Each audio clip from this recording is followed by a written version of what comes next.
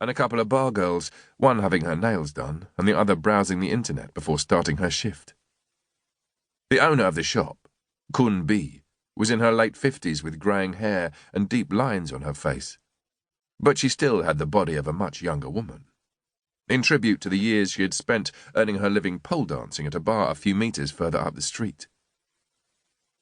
She greeted Harper with a smile, took the money he gave her for half an hour's internet use, and waved a hand in the direction of the terminals.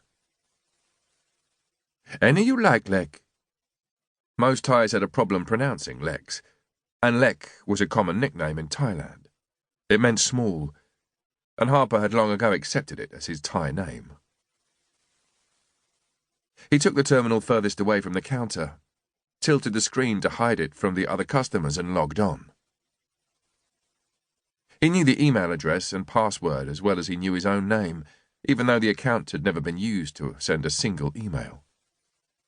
Its only purpose was to allow for secure communications between him and his handler, Charlotte Button, formerly of MI5, but now controlling a shadowy, strictly deniable organization that handled jobs that were too risky, too politically sensitive, or too illegal for government spooks to touch. It was known to those who worked for it as the Pool, partly because of the fluid nature of the group, but also because a substantial number of its members, like Harper, came from Liverpool. The Pool was a commercial organisation, largely funded by the UK government, but run at arm's length from it. Most of the company's business was legitimate: bodyguarding, training the security personnel of Western allies and client states, supervising the security of buildings, plants and installations in sensitive areas. They even had a maritime division combating piracy around the Gulf and the Horn of Africa. All these activities, and other, even more clandestine ones, would once have been carried out by British troops, British spooks, or British government agencies, but in common with the US in a policy described as secure outsourcing.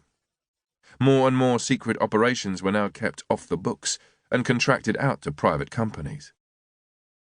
The source of much of the company's very substantial budget was still primarily Her Majesty's government, but the money was paid through offshore accounts several times removed from the true source, allowing the government and its agencies to deny all knowledge of it and responsibility for it. If anything ever went wrong, it was the company, not the UK government, that had to take the flak. Button and Harper were the only people who could access the email account, and they used the draft folder to send messages to each other, a technique borrowed from Al-Qaeda terrorists who had developed it to communicate without being detected by even the most high-tech surveillance systems. If an email had ever actually been sent, it could have been intercepted and read by operatives at the National Security Agency in the US and GCHQ in the UK, who had the capacity to eavesdrop on any phone call and intercept any email anywhere in the world. However, since no emails were ever transmitted from the account, its existence and its content remained unknown to all but the two people who used it.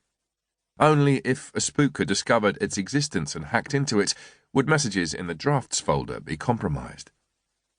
But even then, it would have to be monitored constantly, since their SOP was to delete every message as soon as it had been read. Harper found a message summoning him to a meeting with Button in Bangkok later that afternoon, which surprised him because so far, as he was aware, Button rarely left the UK.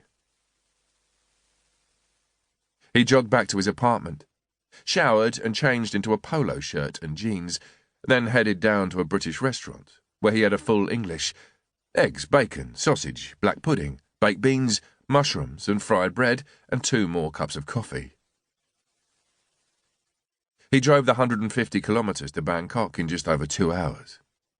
Button was staying at the JW Marriott in Sukhumvit Road, one of the city's best hotels. It was a short walk from the Nana Plaza red light area, but Harper was sure that Button wouldn't be dropping by. He parked in the hotel's car park. Button had given him the room number and the name she was staying under, so he bypassed reception and went straight up. He knocked on the door, and she made him wait almost a minute before opening it, which, he assumed, was her way of asserting dominance.